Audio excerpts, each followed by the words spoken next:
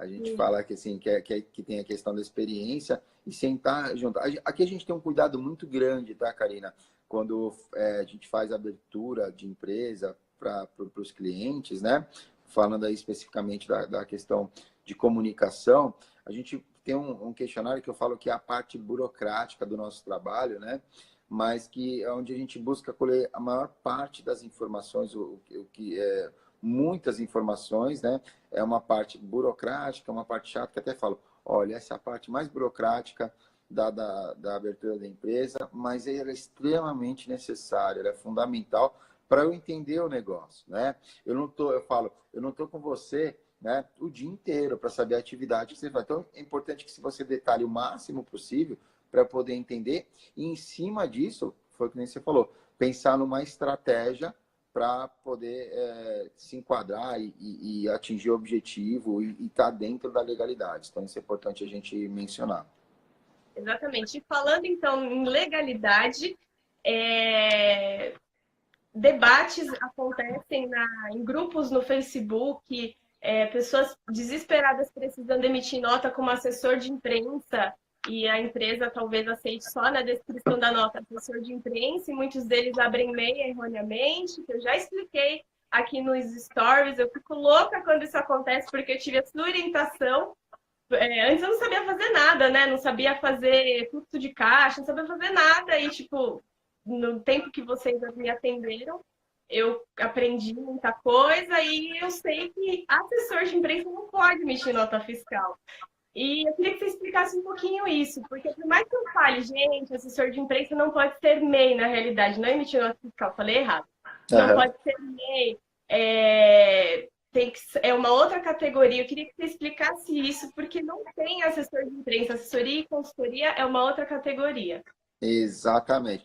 Isso daí acontece, infelizmente, né? É muito comum isso acontecer, tá? Porque o que acontece? Você coloca no descritivo da nota fiscal, né? O tipo de serviço que você está prestando, né? Aí, lógico, o sistema, eu costumo falar assim, o sistema, ele vai processar as informações, né? Com base no que você lançar. Né? Então, o que acontece? Hoje, ainda o descritivo ele não é fixo, né? Então, o KNAI pode ser o KNAI permitido, mas aí se no descritivo você coloca lá, por exemplo, assessoria de imprensa, ou então falando até na questão do marketing direto, né? O cara coloca lá uma categoria permitida no MEI, né? E aí na descrição da nota fiscal, ele coloca que a prestação de serviço foi outra. Foi uma prestação de serviço que não está permitida. Às vezes passa pelo contratante, né?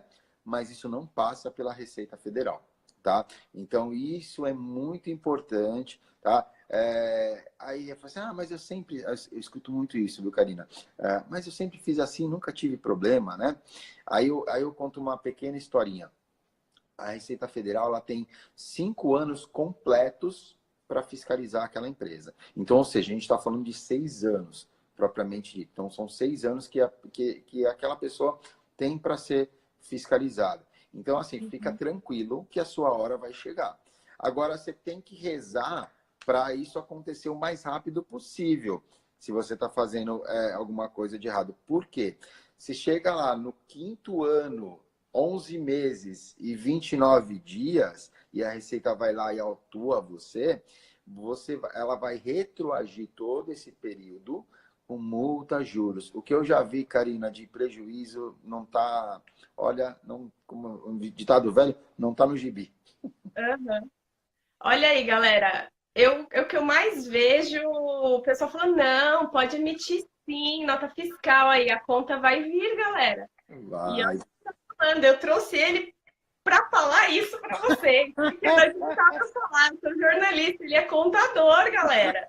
Olha o que ele está falando. Vamos fazer o certo, né? Que foi algo que você sempre falou isso para mim.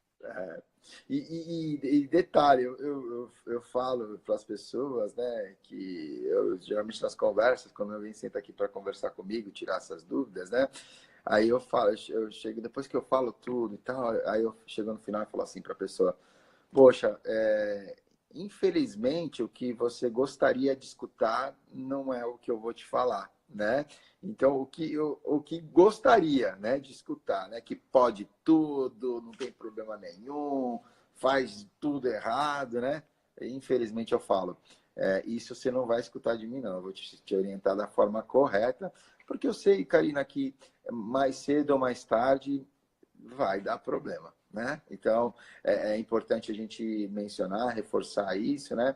É triste, viu? Porque a gente vê alguns casos aí, né? Quem sabe numa próxima live eu mostro alguns cases de insucesso, né? Ah, Que, interessante. Pode né? marcar. Ótimo. Exatamente, que aqui a gente mata a cobra e mostra o pau, né? Então a gente vai mostrar o que realmente acontece, né? Historinha, Uhum. papinho furado, isso não acontece.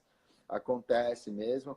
Quem sabe mais para frente eu mostro alguns cases aqui que é triste, assim, é uma situação bem complicada. Porque o cara pode ser, às vezes o cara é um excelente profissional, sabe? Muitas vezes ele é um excelente profissional, faz um excelente trabalho, mas uma péssima assessoria pode prejudicar ele e aí acabar com uma carreira tão produtiva e promissora nessa área, né? Então, acho que é importante a gente reforçar. Então, só ainda uma correção em relação à nota fiscal, ela é obrigatório ter o CNPJ, mas CPF não é obrigatório. Tá bom, Karina? Tá, isso aí, essa pergunta, essa questão da nota fiscal foi uma pergunta que eu até ia fazer, que foi feita pela Adriele Ramos. Um beijo, Dri. Essa questão da nota fiscal, se ela realmente é obrigatória. Então, explica direitinho. Se eu emitir para CNPJ, se eu atender CNPJ, ela é obrigatória, é isso? Exatamente. Se você vai atender uma pessoa jurídica, tá? É obrigatório que você tenha o CNPJ, tá bom? Se você for atender uma pessoa física, não é obrigatório que conste o CNPJ, o CPF, tá bom? Então, Entendi. pessoa jurídica, obrigatório, ok, né? CPF, não obrigatório, tá bom? Mesmo que a gente é prestador de serviços, não precisa emitir nota fiscal para pessoa física, por exemplo. E se for, por exemplo, sei lá, um dentista, que ele não tenha aqueles profissionais liberais, não precisa? Se você não tiver prestando serviço para clínica, para pessoa jurídica, não tem necessidade. Detalhe também importante, Karina, que é importante a gente mencionar, se isso for feito através do MEI, isso conta como faturamento. O que eu estou falando aqui é a não obrigatoriedade de constar o CPF, tá? Isso é importante a gente não é não ter, É tá? diferente, entendi. Que talvez tenha ficado uma dúvida. Não é deixar de emitir a nota fiscal. Não precisa constar nela o CPF. Emitir, você tem que emitir, tá? Então, isso é importante. Entendi. Então, de qualquer Tá? forma, nós prestamos serviço, a gente vai emitir para todo cliente. Você vai A emitir diferença é se conta. você coloca o CPF ou não, certo? Que Sim, aí não sim. precisa. Sim. E a questão da Adriele, né?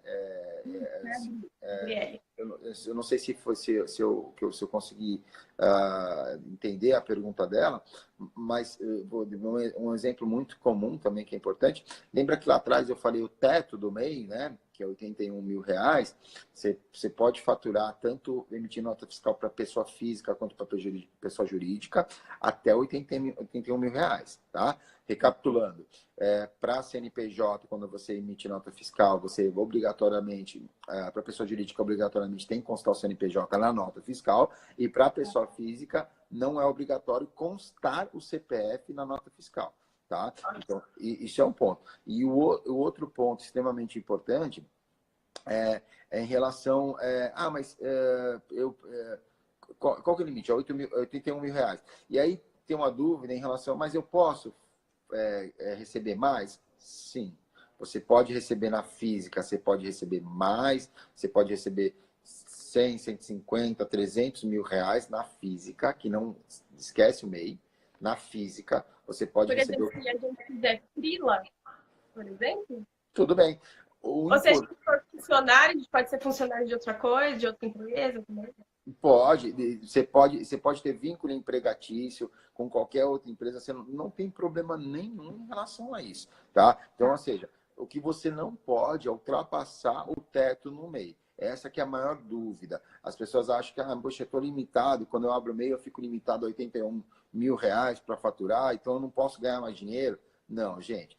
Pelo MEI, você pode até o teto de R$ 81.000. Por fora do MEI, que é uma CLT, uma pessoa física, um recibo, né? Você pode faturar o quanto quiser. Só que aí a carga tributária, que é isso que vale chamar a atenção, ela é maior. Né? No caso de uma CLT, vai ter os descontos de um CLT, e no caso de um prestador de serviço diretos, por exemplo, se ele não puder ou não quiser usar o CNPJ e for usar a pessoa física dele, ele vai, aí na tabela gradativa do imposto de renda, vai pagar até 27,5% sobre essa receita.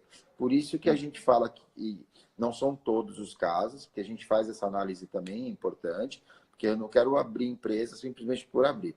Eu vou mostrar para ele que há necessidade da abertura da empresa, né? Uhum. E de que maneira? Verificando, fazendo um planejamento para verificar se realmente compensa ou não abrir a empresa, né?